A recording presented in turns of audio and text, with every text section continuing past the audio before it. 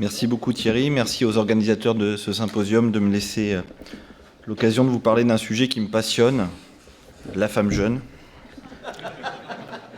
mais également le syndrome coronarien aigu, avec un dossier qui est à rebondissement, et je fais toute confiance à Olivier pour m'interrompre à tout moment.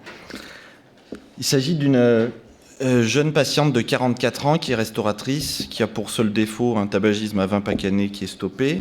Elle n'a aucun antécédent familial, elle a un poids correct. Elle a mené 4 grossesses à terme sur les 6 débutées. Elle n'a pas de contraception. Elle est admise dans un hôpital général de la région pour un syndrome coronarien aigu considéré non ST+, sur un tableau bégayant, des douleurs intermittentes depuis 48 heures, des anomalies fugaces de l'électrocardiogramme en territoire latéral sans sus-décalage. Elle va libérer de la troponine et en échocardiographie, elle a une cinétique ventriculaire gauche normale. Donc, conformément aux recommandations, elle est considérée à risque intermédiaire. Je n'ai pas de score GRESS à vous fournir. Dans la région, on s'appuie plutôt sur un score de bon sens clinique. Une jeune femme avec des modifications électriques, troponine. Donc, elle est conduite à la coronarographie, que je vais vous remontrer, puisque ma boucle, malheureusement, ne tourne pas de manière indéfinie. Et convenez-en, la seule petite anomalie concerne une micro-circonflexe archidominée. La coronaire droite était indemne de toute lésion. C'était une coronaire droite de très gros calibre, avec une occlusion distale de la circonflexe. Les angiographies réalisées par mon collègue se répètent dans différentes incidences. Et on est frappé par l'occlusion de cette circonflexe dominée qui évolue au fil des injections et qui s'avère être de plus en plus proximale pour se rapprocher de son ostium, avec, on devine, c'est fugace, la silhouette de ce qui était cette circonflexe, avec une occlusion ostiale. Donc, quelles sont les hypothèses ? Occlusion athérothrombotique chez une femme jeune, un spasme ou un autre mécanisme. Alors, pour l'occlusion athérothrombotique, vert pour... Ça,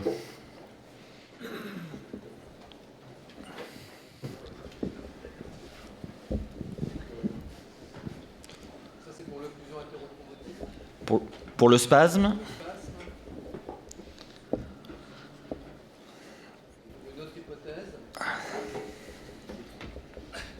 Il y a beaucoup de vert pour le dernier item. On évoque, de par l'expérience dont je vais vous parler, le diagnostic de dissection ou d'hématome spontané. Alors, si les modérateurs me le permettent, je vais faire un rappel sur cette entité qui est considérée comme rare, voire exceptionnelle, qui a été décrite pour la première fois il y a plus de 80 ans. Il y a moins de 800 cas publiés si vous faites PubMed 2015. La plus grosse série, elle est très récente, elle est de la Mayo Clinic. Il aura fallu 30 ans pour colliger 189 cas avec l'activité qu'on leur connaît. Donc vous voyez, une entité qui est peu publiée, peu rapportée. Et dans la littérature, vous retrouvez des tableaux quasi exclusivement féminins, de femmes de moins de 50 ans, sans facteur de risque. La notion du péripartum est largement répandue et souvent, ce sont des mécanismes idiopathiques.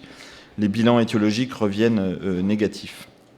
L'incidence est certainement sous-estimée. Pourquoi ? Lorsque vous prenez cette littérature, on s'aperçoit que l'essentiel des diagnostics est post-mortem. Ces femmes jeunes qui font des morts subites ne sont pas toujours autopsiées.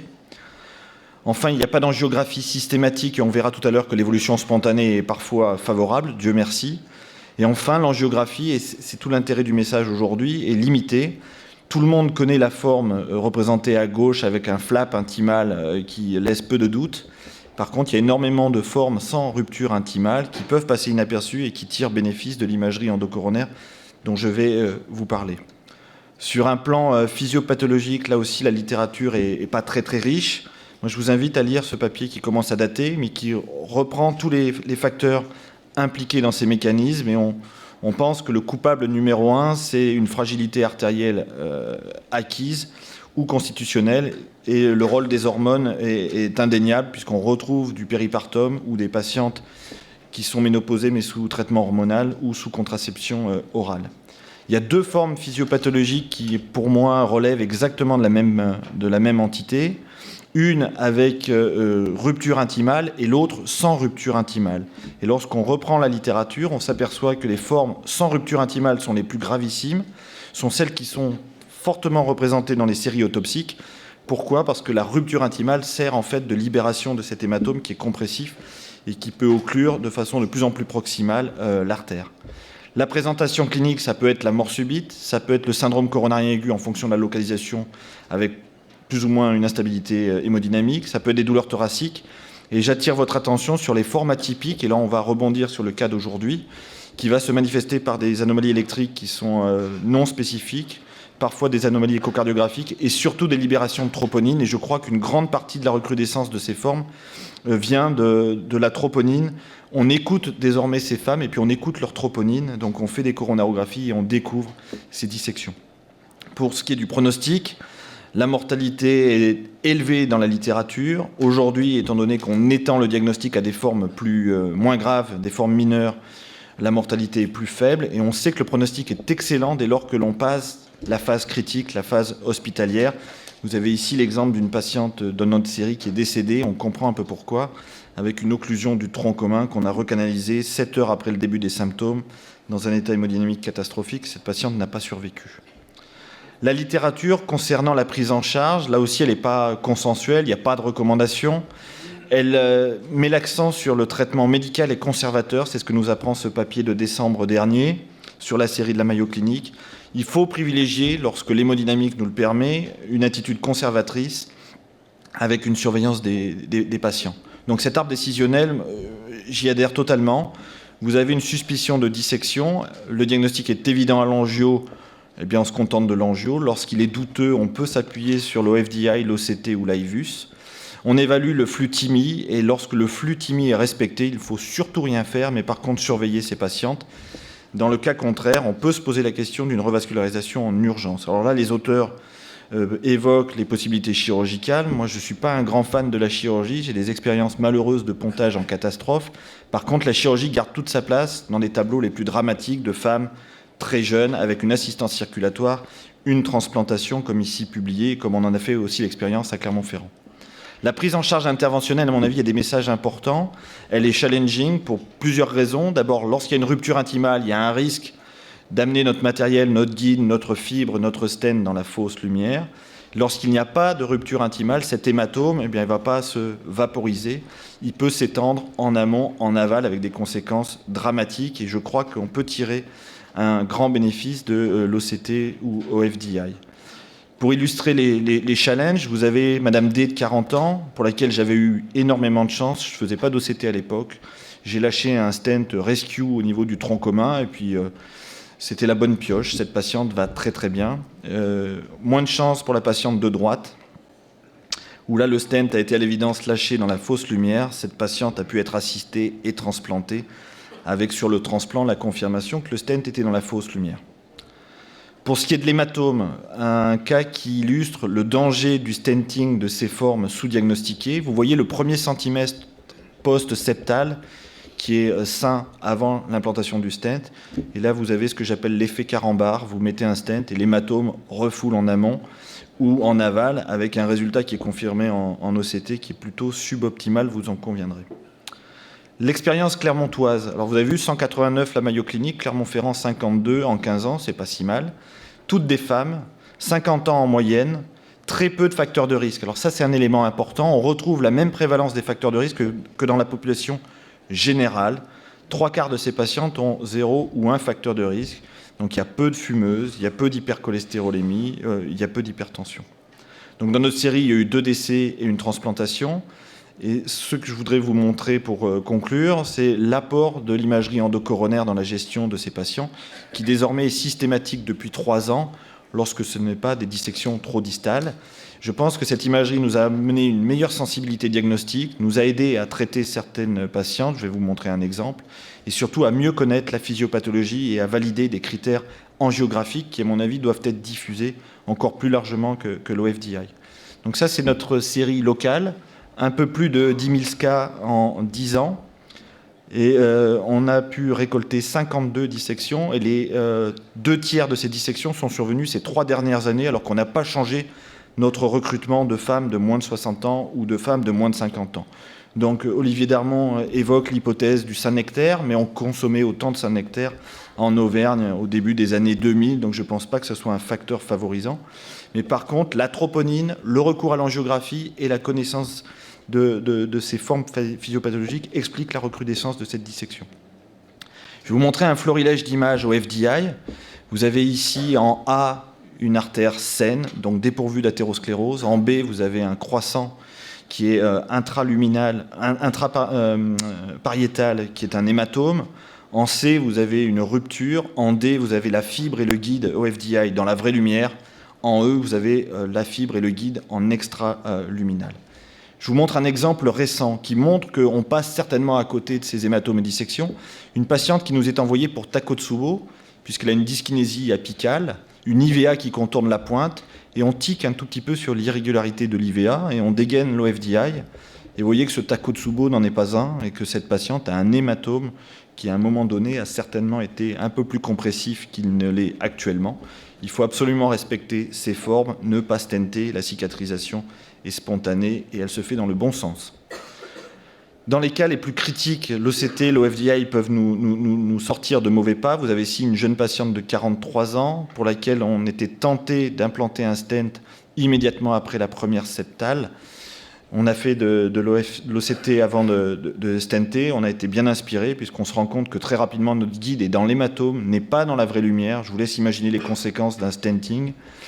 Et avec beaucoup de chance, un deuxième guide nous a confirmé la présence dans la vraie lumière et ainsi guidé le stenting de sauvetage qui peut être une solution dans les cas les plus dramatiques avec un flux TIMI 0. Enfin, pour terminer, je crois que cette expérience en OCT, en OFDI, nous amène à mieux connaître des critères angiographiques que je vais proposer de diffuser par l'intermédiaire du GACI et certainement partir sur un registre multicentrique national. 5 critères assez simples. Le premier, pas d'athérosclérose sur l'ensemble des artères. Le deuxième, un aspect de rupture intimale. Le troisième, c'est un aspect de tatouage de contraste dans la fausse lumière lorsqu'il y a cette rupture. Le quatrième élément qui est intéressant, c'est lorsque l'anomalie débute ou se termine sur une branche collatérale qui sert de point de renforcement à l'extension de l'hématome. Et enfin, le cinquième, qui me paraît le plus original, c'est des images angiographiques que l'on connaît tous, que l'on méconnaît, qui sont des compressions par l'hématome. Ça passe par une réduction lisse du calibre, ou un aspect en radie, ou en phasme. Stick insect, c'est l'insecte bâton, je vais vous montrer ce que c'est. Et c'est pathognomonique de l'hématome, et vous allez tous faire « aïe, j'en ai déjà laissé passer ». Voilà ce que c'est qu'un insecte bâton, et voilà ce que c'est qu'un hématome extrinsèque sans rupture intimale. Vous avez cette compression qui donne un aspect biconcave d'un segment artériel entre deux collatérales, et lorsqu'on se rapproche des collatérales, le calibre s'améliore, et ça c'est typique d'un hématome compressif qu'il faut savoir respecter chez une femme jeune. L'évolution, elle est favorable sans traitement et sans stent lorsque le flux est préservé. L'aspect de radie est plus facile à comprendre, vous avez une compression extrinsèque et subitement, et là on rejoint le cas de notre jeune patiente, vous avez une réduction de calibre par une compression de cet hématome. Donc voici, rappelez les 5 signes angiographiques, donc pas d'athérome, un flap intimal lorsqu'il y a une rupture, un tatouage du contraste entre 2 injections lorsque le contraste stagne dans la fausse lumière, début ou fin d'une anomalie sur une collatérale, et enfin les aspects de radie, de phasme ou de compression lisse qu'on peut méconnaître, convenez-en en angiographie.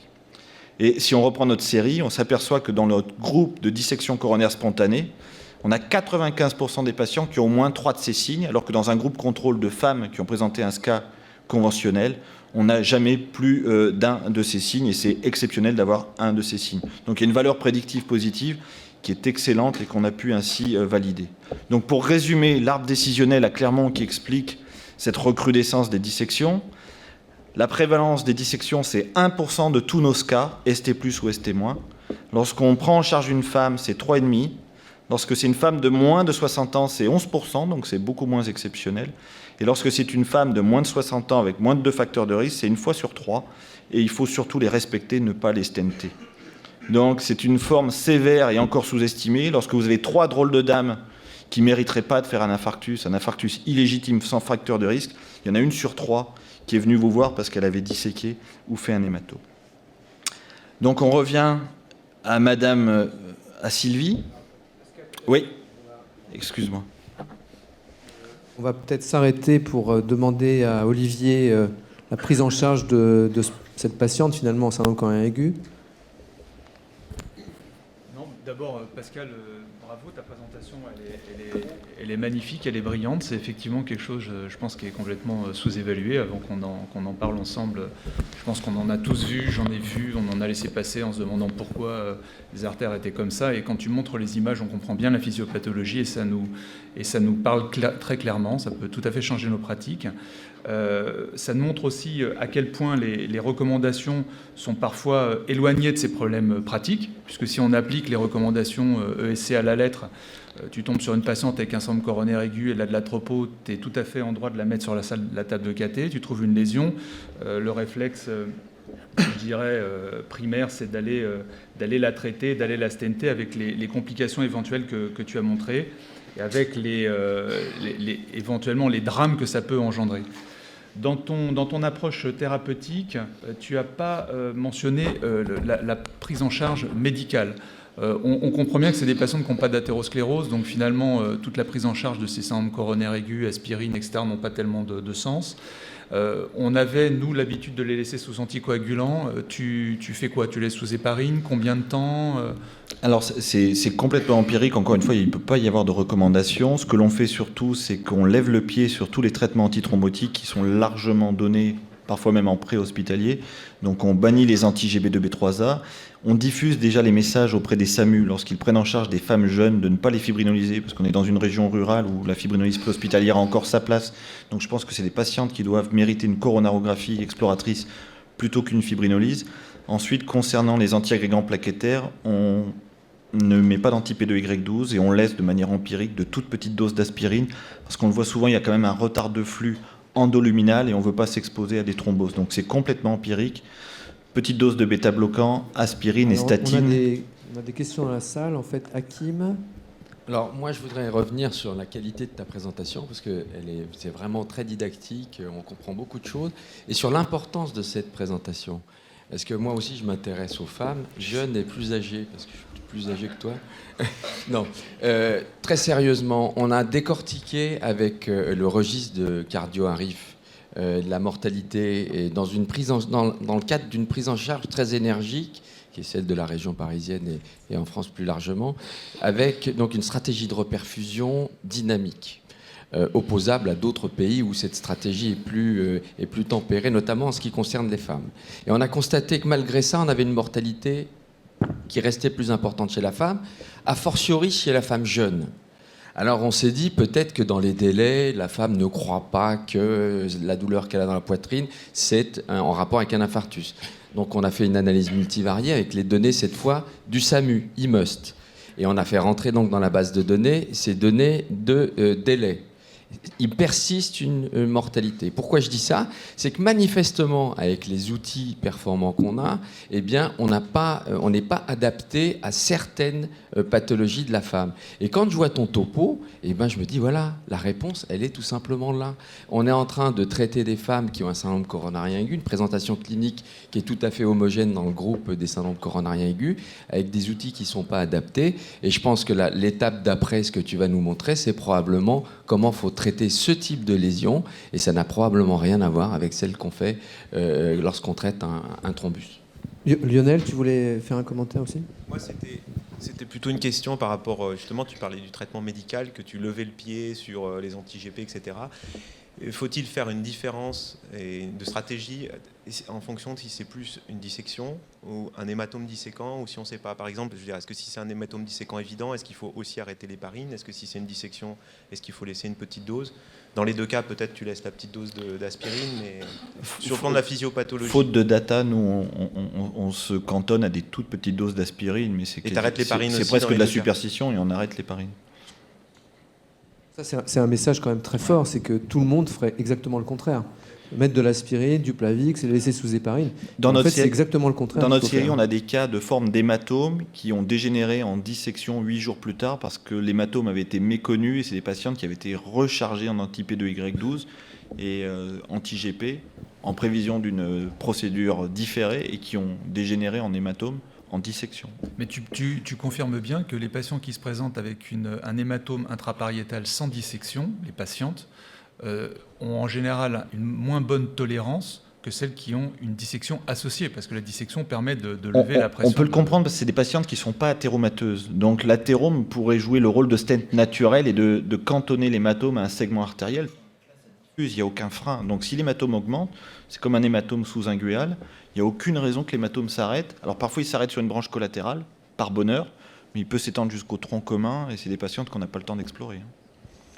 Dans les formes anatomiques et les aspects radiologiques que tu nous as montrés, il y a beaucoup d'aspects qui évoquent des trajets intramyocardiques de l'artère.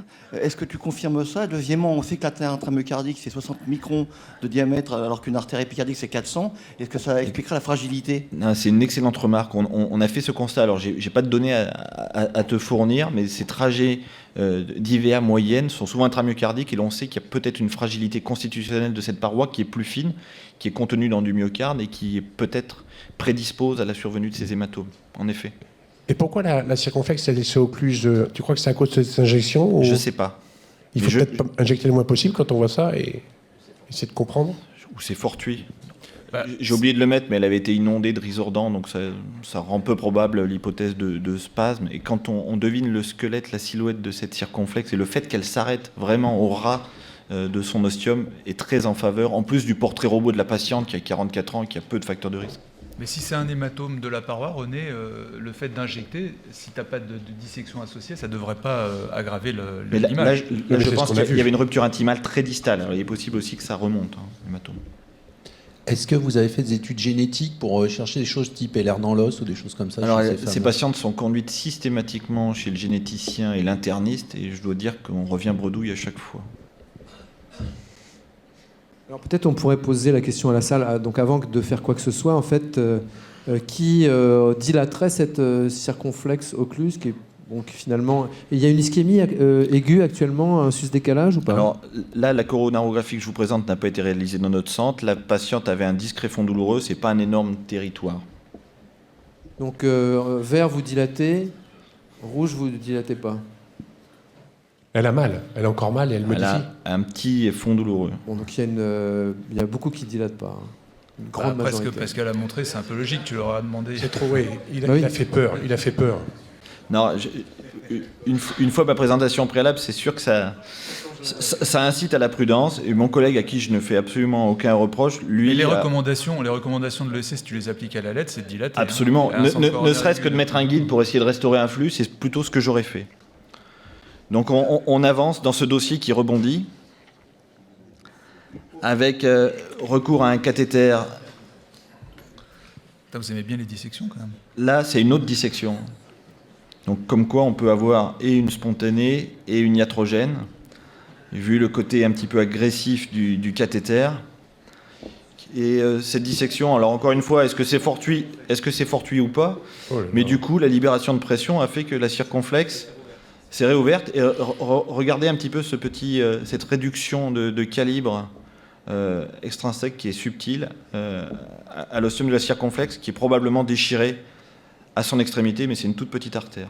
Donc là, on a une patiente qui ne souffre pas, qui a une extension spiroïde d'une dissection iatrogène du tronc commun, et l'ACX est recanalisée.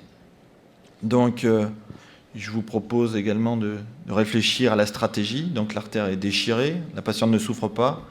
Est-ce qu'on stent? Est-ce qu'on ponte? Est-ce qu'on assiste? Est-ce qu'on la traite médicalement?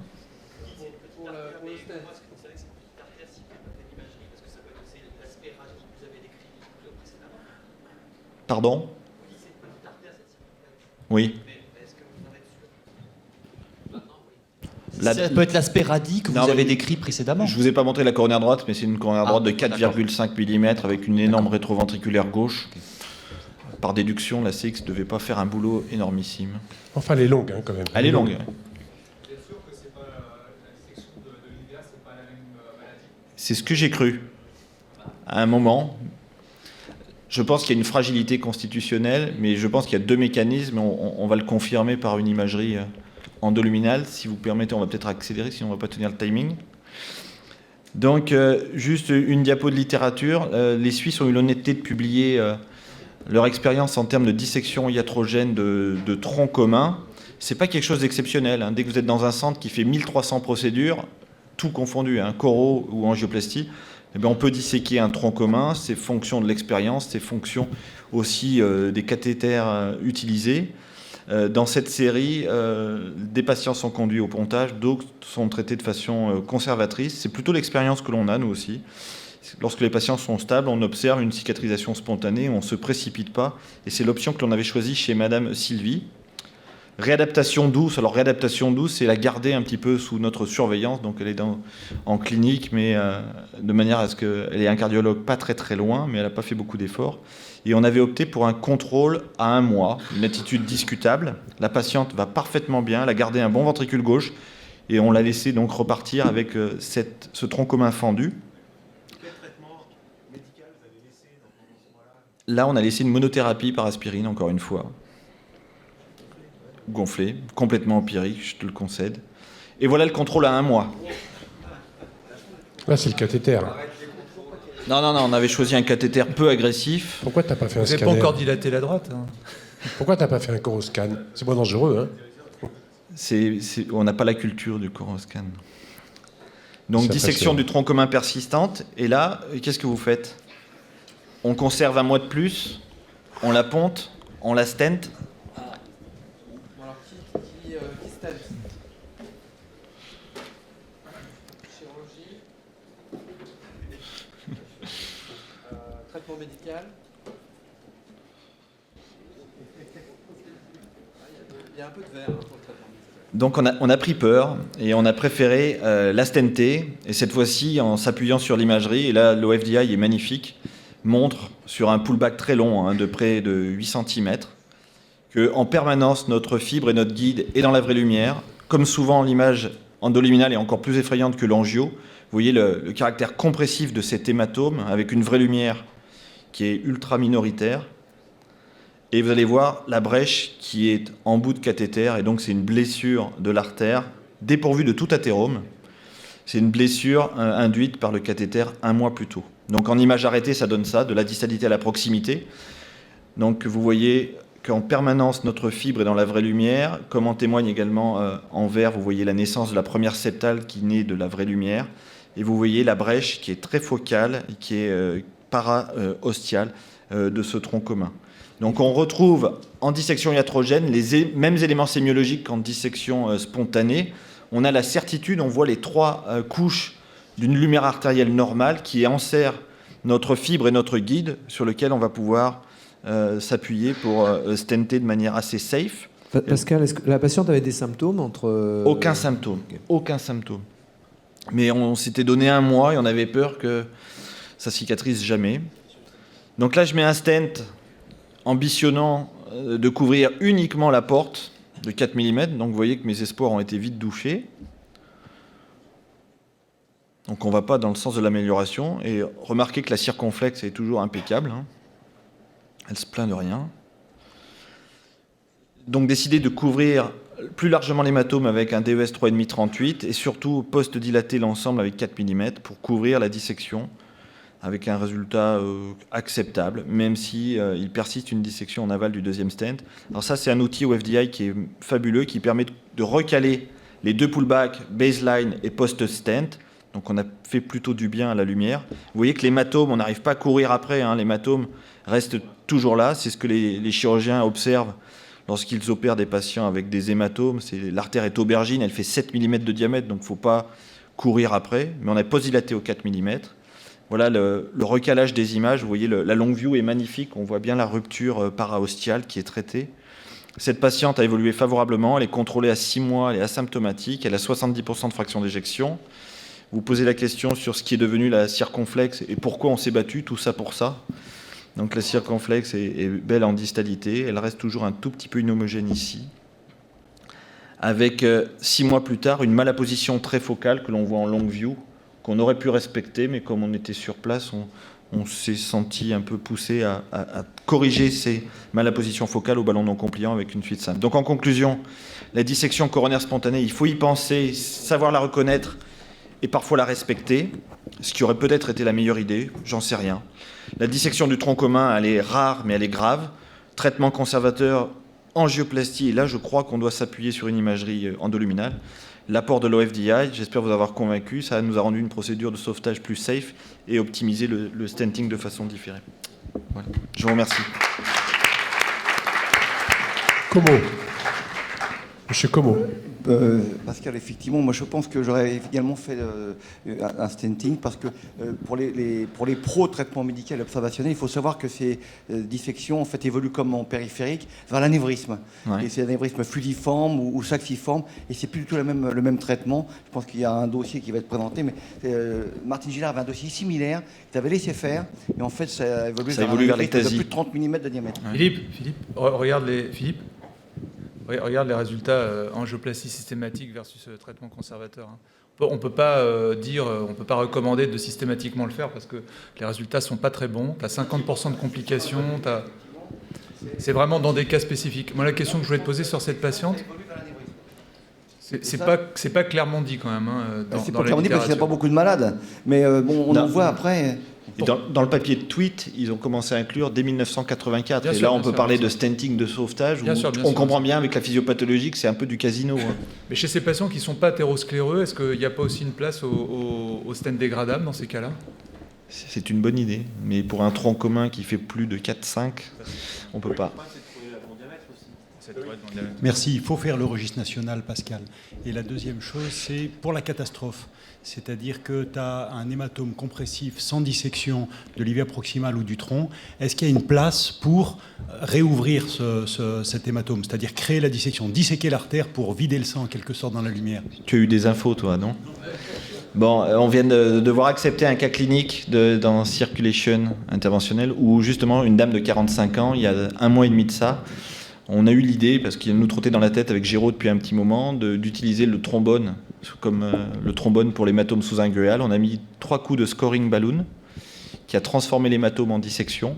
La patiente a été aussitôt soulagée, on a restauré un flux TIMI 3, mais on a transformé un hématome en dissection qu'on a recouvert avec un stent biorésorbable avec un résultat magnifique. Et je pense que ça, c'est une solution pour les cas, c'est de vider l'hématome. La fenestration. Et l'imagerie est magnifique. Je vous invite à venir aux Journées du GACI, bande-annonce, pour voir ce cas. Pour essayer d'exprimer l'hématome, dans ce cas-là où tu as vu avec le FDI que la rupture, la porte d'entrée, elle était proximale, on ne pourrait pas commencer à ballonner en distalité de façon étagée, histoire de vider l'hématome avant de stenter ? Mais là, je crois un ou 2 cas, on a essayé de faire ça, mais c'est à condition de... Mais là, sur ce contrôle à 1 mois, je pense qu'il n'y avait plus d'hématome, c'était circulant. Comme en témoigne d'ailleurs l'OFDI, parce que pour que tu puisses obtenir la transparence dans la fausse lumière, la transparence dit que ça circule. Donc il ne faut pas imaginer que ce soit de la... Oui, mais avant de mettre le stent en proximal, le fait de ballonner en distalité, tu ne penses pas que ça pourrait avoir, en montant vers le haut, ça pourrait avoir un effet de... Ça va vider quand même. D'expurger, mais ça ne va pas régler le problème de la porte d'entrée ou porte de sortie. Il faut se teinter, mais pour ne pas pousser tout ça vers la distalité. Peut-être. Et en regardant le film, je me disais, ce caractère évolutif, on éjecte, il y a l'occlusion de la CX qui monte. Si la rupture que tu nous as dit intimale, elle était dès le départ au niveau de la CX ostiale, on ne peut pas imaginer le mécanisme. Plus on éjecte, plus on augmente l'hématome, occlusion distale. Dans le cas présent, ça a lâché vers la... Dans le cas présent, très certainement. D'où l'intérêt de connaître le portrait robot de ces patientes pour lesquelles il faut certainement être soft si on a un flux qui est timide 2 plutôt que d'accumuler les catastrophes. Bon, Pascal, merci pour cette magnifique présentation. Je pense qu'il y a quand même un message très fort. Une femme jeune, qui n'a pas de facteur de risque, très haut risque que ça soit une dissection. Donc pensez aux images qu'il nous a montrées, le stick insect.